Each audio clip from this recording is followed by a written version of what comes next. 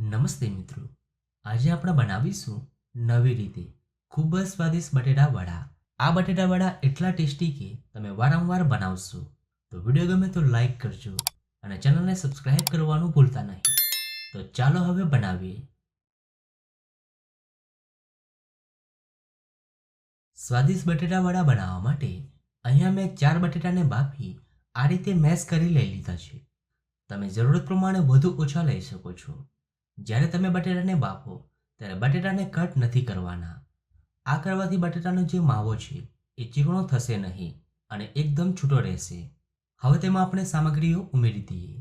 તો અડધો ટીસ્પૂન અધકચરા વાટેલા મરી, 2 ટીસ્પૂન લીલા મરચાં આદુ લસણની પેસ્ટ. તીખાશ તમે જેટલું ખાતા હોય એ પ્રમાણે મરચાં લેવા. સાથે અડધો લીંબુનો રસ, અડધો ટીસ્પૂન હળદર, 1/4 ટીસ્પૂન ગરમ મસાલો, 1/4 કપ મેથીની ભાજી, 1/4 કપ કોથમીર અને સ્વાદ પ્રમાણે મીઠું ઉમેરી બધી જ વસ્તુઓને એકદમ સારી રીતે મિક્સ કરી દઈએ.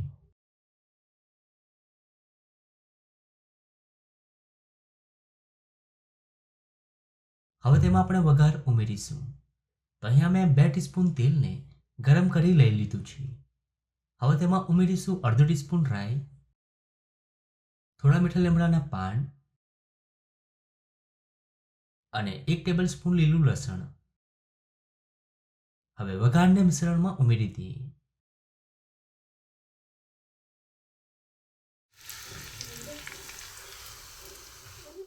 અને હવે મિક્સ કરી દઈએ. તો અહીંયા આપણે વઘારમાં લીલું લસણ અને મિશ્રણમાં મેથી ભાજીનો ઉપયોગ કર્યો છે, જેનાથી આ વડા એકદમ ટેસ્ટી લાગશે. તો મિશ્રણને આપણે ખૂબ સારી રીતે મિક્સ કરી લીધું છે. હવે આપણે બટેટા વડા બનાવી લઈએ. સાઈઝ તમે નાની મોટી જે રીતે તમે રાખતા હો એ પ્રમાણે બનાવી લેવાના. તો અહીંયા આપણે બધા જ વડા તૈયાર કરી લીધા છે. હવે આપણે બેટર બનાવી લઈએ. એક બાઉલમાં લઈએ 2 કપ બેસન. તો બેસન હંમેશા ચાળીને જ ઉપયોગ કરવો, જેથી મિક્સ કરતી વખતે ગાંઠા ન પડે. હવે તેમાં ઉમેરીશું સ્વાદ પ્રમાણે મીઠું અને હવે તેમાં થોડું થોડું પાણી ઉમેરતા જઈ ઘટ બેટર બનાવી લઈએ. તમારું બેટર ઘટ હશે તો વડા એકદમ સરસ બનશે, જેથી બહુ પાતળું બેટર નથી રાખવાનું.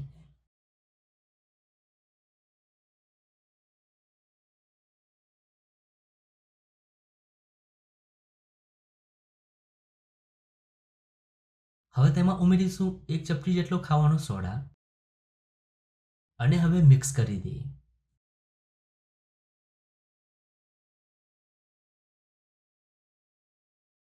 તો તૈયાર છે એકદમ સ્મૂથ બેટર. હવે આપણે વડા બનાવી લઈએ. હવે ગરમ તેલમાં આ રીતે વડાને ઉમેરતા જઈ બંને સાઈડ સારી રીતે તળી લઈએ. તમે ચમચીની મદદથી પણ વડા ઉમેરી શકો છો.